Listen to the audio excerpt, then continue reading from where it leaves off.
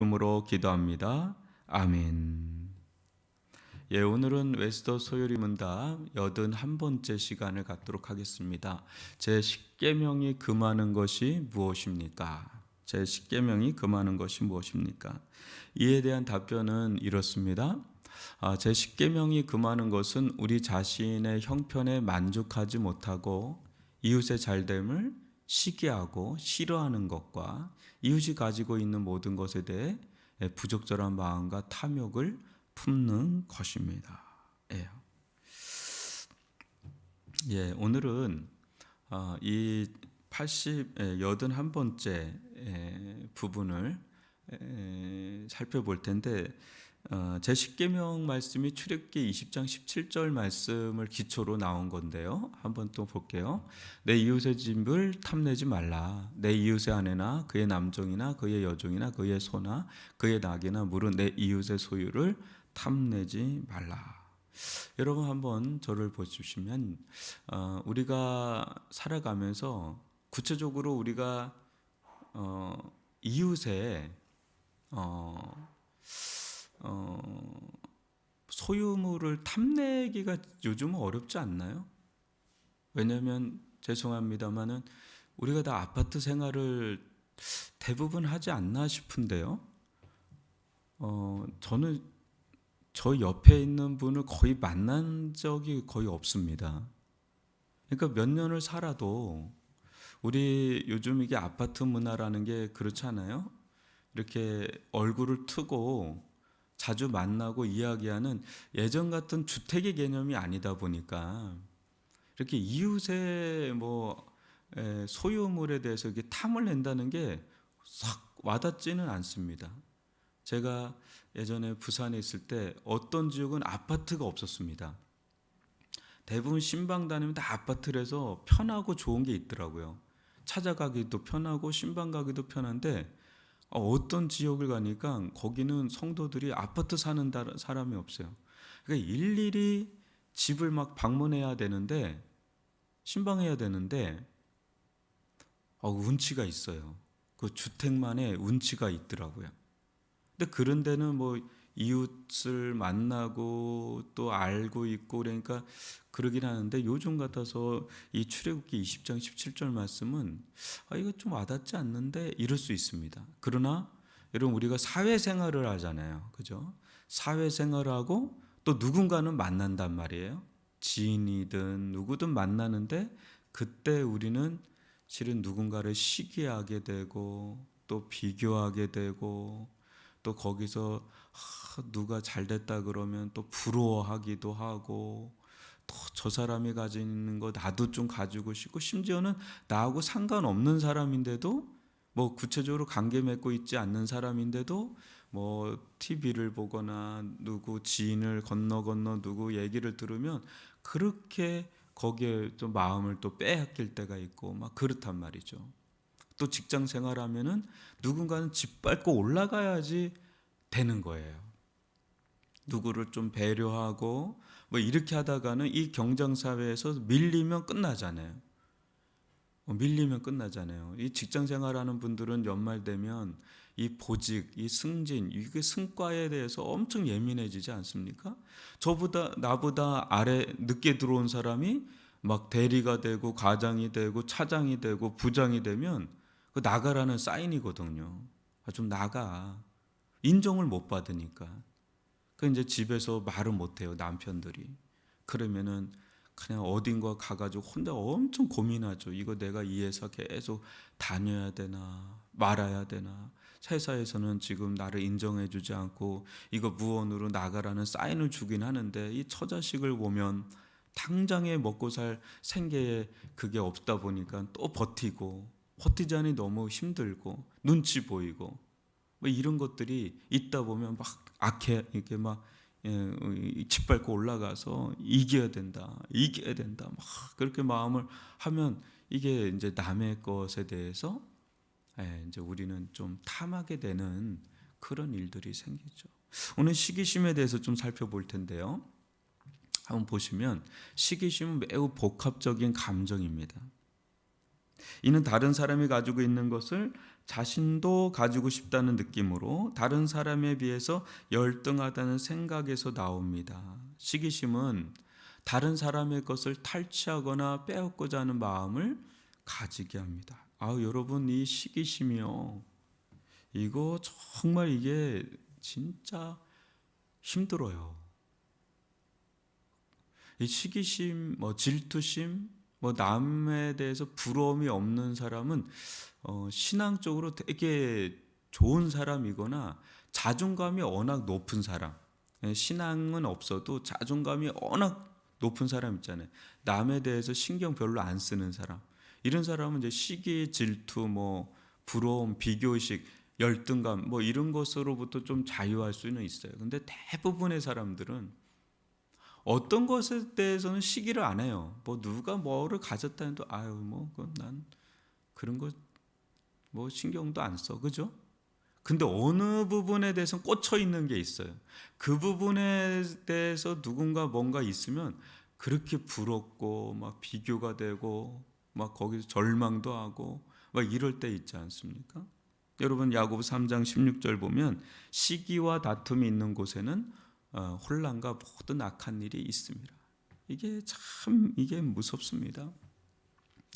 이 교회를 다니고 신앙생활을 해도 이제는 어떻게 되냐면요, 세상 사람들과는 이제는 별로 친한 사람들이 없어져요. 교회를 이제 신실하게 다니고 믿음 생활하면 다 끊어지잖아요.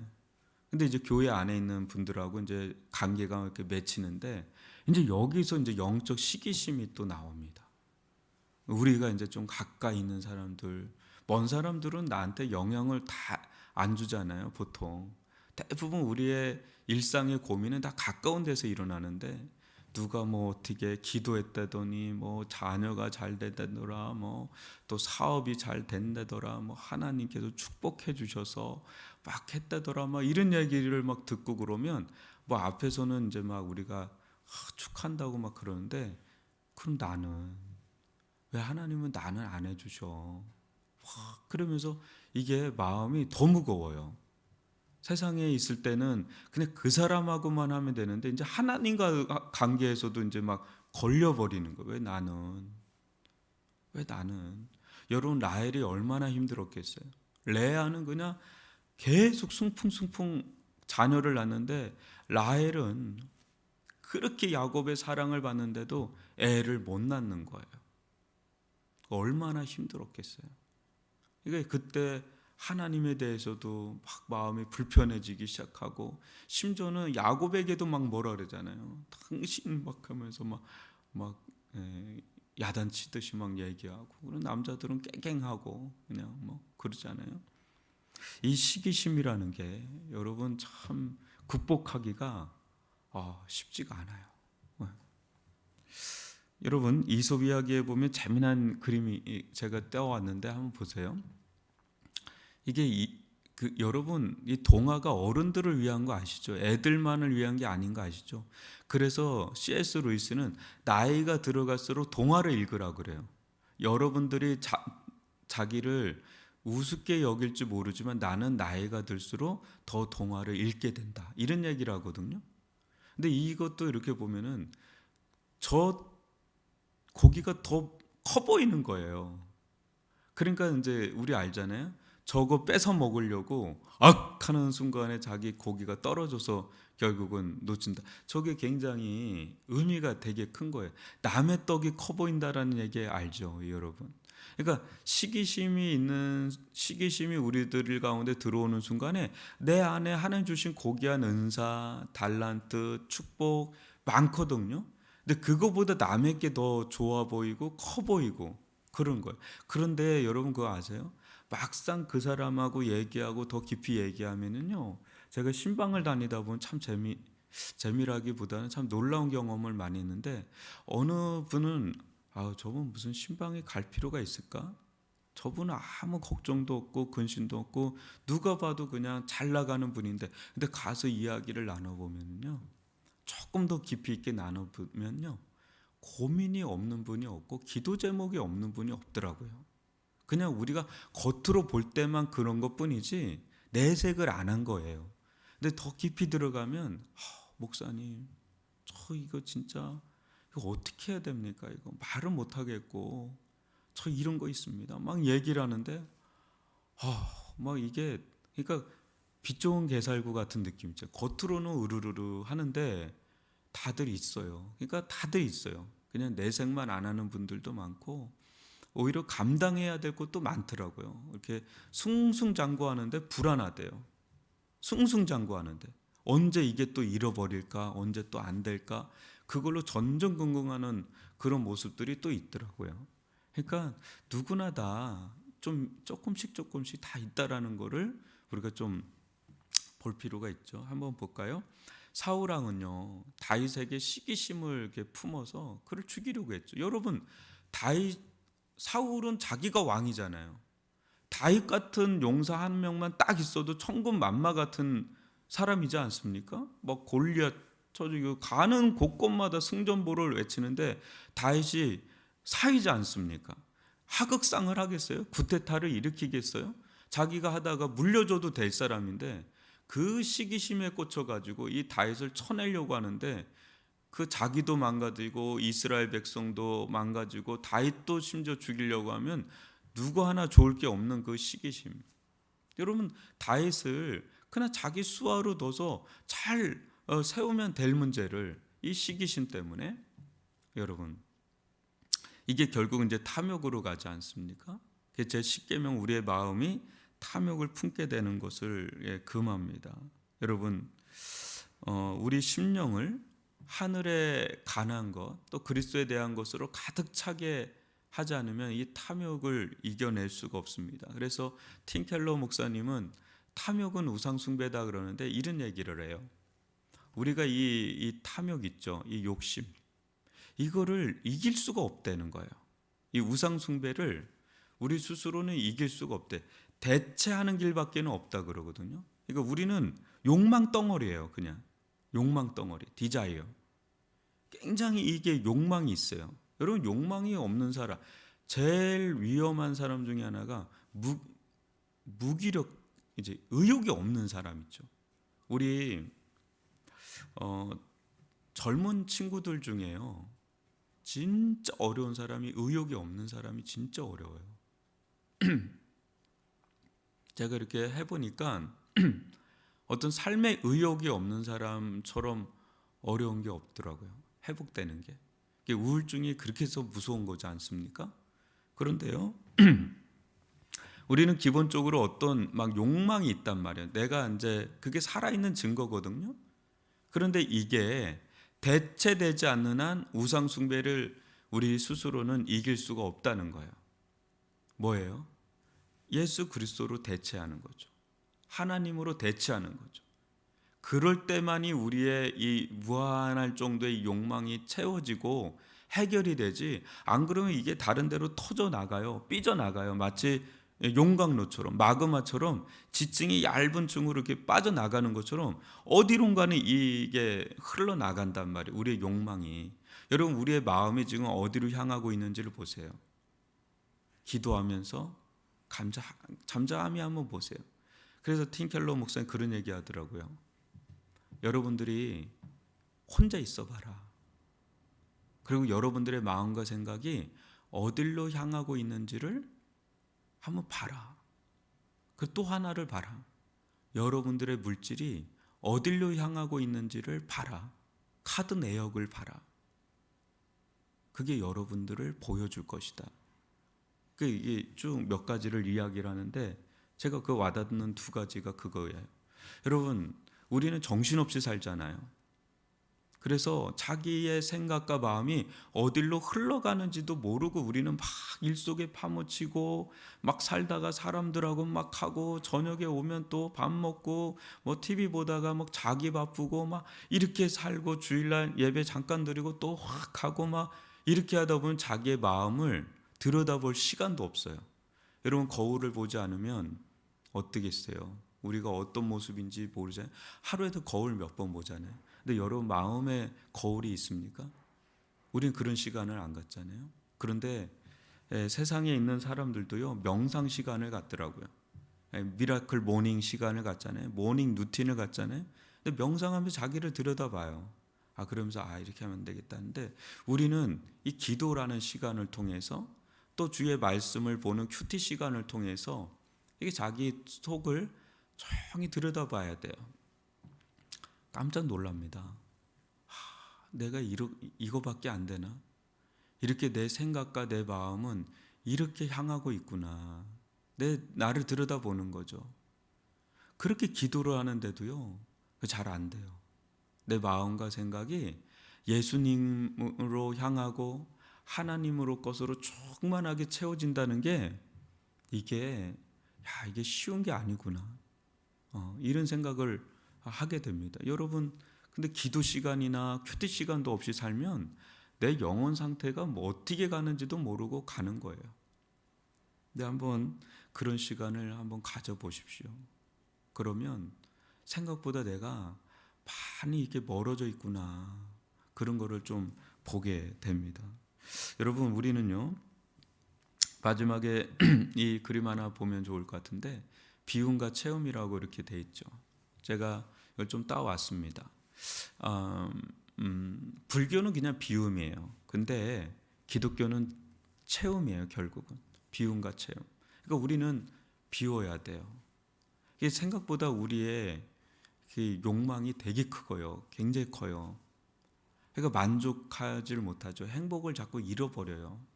실은 가지고 있는 것에 우리가 만족을 해도 되는데, 일용할 양식, 그걸로 족하거든요. 족하다 그래요. 근데 우리는 더가 붙죠. 더. 근데 더를 원하는데 한번 물어봐야 돼요. 왜 그걸 더 원해? 왜 그걸 더 원해? 우리 기도하면서도 묻는 거예요. 자기 내면에 자꾸 물어봐야 돼요. 그래야 우리 속에 뭐가 자리 잡고 있는지를 보게 돼요. 자꾸 물어봐야 돼요. 너 왜 그걸 더 원해? 그걸 기도하는 이유는 뭐야? 너는 왜 그렇게 살아? 그거 하는 이유가 뭐야? 이렇게 자꾸 질문을 던지면 생각보다 내 안에 깊이 뿌리 잡혀 있는 실체가 드러나요. 그게 우상이 될 수도 있고 하나님이 될 수도 있고 그래요. 근데 우리는 그 질문을 잘 안 던지거든요. 근데 하나님 우리의 마음의 중심을 봐요. 그러니까 우리의 마음의 중심에 자꾸 질문을 던져서 우리 속에 깊이 뿌리 박혀 있는 것들을 캐내야 돼요. 캐내서 보면 그 실체가 진짜 하나님을 내가 원하는 건지, 하나님이 아닌 교묘하게 숨겨져 있는 또 다른 우상을 원하는 건지를 드러내야 돼요. 그거를 밝은 대로 드러내야 돼요. 그 드러내는데 이게 아니다 그러면 그걸 제거해야 되죠. 그래서 여러분 구약에 보면 산당을 제거하라, 우상을 타파하라, 계속해서 그 말씀만 열왕기상하 역대상하 계속해서 나가는데, 어떤 왕은 그거 하다가 말고 어떤 왕은 더 산당을 세우고. 저는 그 말씀 보면서 왜 이렇게 우상에 대한 게 많이 나오지? 오늘날 점집도 없고 우상도 없는데 왜 이렇게 이게 많이 나오지 하는데, 요즘에는 드는 생각이 아니구나, 내 안에 우상이 너무 많구나. 이 목회자가 돼도 우상이 너무 많아요. 어떤 교회가 뭐 잘 된다더라, 어떤 교회는 뭐가 된다더라 하면 막 시기심, 비교의식에 막 열등감에 막 그게 해서 막 절망하고 나는 뭔가 하고. 근데 그 중심으로 들어가면 왜 너 그거 원하는데, 또 왜 그걸 원하는데 하면 진짜 하나님을 사랑하고 영혼을 사랑하고 뭐 순수한 그게 아니라 거룩하게 포장된 우상일 때가 많은 거예요. 이게 세속적인 거죠. 굉장히 위험한 거예요. 저 같은 사람은 너무너무 교묘하게 그걸 속일 수 있는 사람이니까 더 위험한 거죠. 그러니까 이게 너무 회개가 되네. 너 진짜 예수님을 위해서 그러는 거냐? 아니면 너를 위해서 그러는 거냐? 너 세상에서 그거 다 내려놓았다고 했는데 그거 진짜 내려놓은 거 맞아? 너 그거 교묘하게 틀어가지고 이 교회 안에서 그거를 하는 거 아니야? 이런 마음이 막 드는 거죠. 순수하지가 않은 거죠. 근데 하나님 그거 아시잖아요. 그러니까 계속 그 부분을 이제 드러내는 거죠. 그러니까 우상이구나, 이게 구약의 말씀이 오늘날도 많구나, 이게 교묘하게 다 바뀌어진 것 뿐이지 이게 우상이 있구나. 왜 그렇게 팀켈러 목사님 우상에 대해서 그렇게 설교하는지를 이제 제가 조금씩 알겠다는 거죠. 예수로 충분하다고 말은 하는데 진짜 충분한 거 맞냐 너? 그러니까 예수는 너 아냐? 예수를 너 아느냐? 그 질문을 자꾸 던지다 보면 이 뿌리 깊은 이 탐욕, 이 욕망 이게 있죠. 근데 이게 하나님으로 대체가 돼야, 예수님으로 대체가 돼야 이게 해결하지. 우리 스스로 뭐 고행을 해서 뭐 비운다고 해서 산 속에 들어간다고 해서 탐욕이 없어지는 게 아니라는 거예요. 거기서도 탐욕이 있어요. 거기서도 그 속세를 떠났는데도 탐욕이 있다니까요. 그러니까 이건 대체돼야 되는 문제지 채워져야 되는 문제다. 채워져야 되는, 예수 그리스도로 채워지고 채워지는 거다 기독교. 그래서 사마리아 여인 여러분 어때요? 채워지지 않은 욕망을 가지고 있는 여인 아니었습니까? 근데 예수님이 그녀의 인생 가운데 들어오니까 채워지고, 삭개오도 마찬가지예요. 그렇게 욕심 덩어리 아니었습니까? 근데 예수님이 들어가니까 채워지니까 이제 막 나눠주잖아요. 너무 흘러 넘치는 거예요. 흘러 넘치는 거. 그러니까 우리 힘으로는 막 흘러 넘치게 나눠줄 수가 없어요. 우리는 그렇게 대단한 존재가 아니에요. 근데 예수님이 내 안에 들어오면 여러분 여기에 막 이게 돌멩이 지면 흘러 넘치잖아요. 흘러 넘치는 거죠. 예수님이 내 안에 진짜 들어오면 그때 흘러 넘치는 은혜. 여러분 오늘 이 탐욕을 오늘까지 이렇게 살펴봤는데 생각보다 이게 큰 주제입니다. 여러분 제가 그러죠. 탐욕을 부추기는 시대에 있어요. 그리고 탐욕이 미덕이 된 시대잖아요. 막 너의 욕망을 마음껏 분출해서 네가 많이 얻어. 근데 그 얻다 보면은요, 누군가는 피눈물을 흘려요. 그게 진짜 얻는 건가? 그리고 우리가 그걸 마음껏 쓰고 있지 않습니까? 그죠? 근데 선진국 하나가 일어나면 수많은 자연 파괴가 일어나요. 그죠? 여러분 중국이 잘 살면 살수록 전 세계는 완전히 신음해요. 이 기후변화, 환경오염, 이거 거대한 주제입니다. 여러분 하나님은 정말 올바른 욕망의 활용은 하나님도 자연도 또 이웃도 이롭게 만들거든요. 우리는 이런 시대에 살고 있습니다. 우리가 잘 사는 게 다 부메랑이 돼서 우리에게 해가 되는 거를 몰라요. 그때만 우리는 보잖아요. 그때만. 알고 보면 이게 부메랑이 되는 것을 봅니다. 우리 이 시간 기도합시다. 주님, 우리의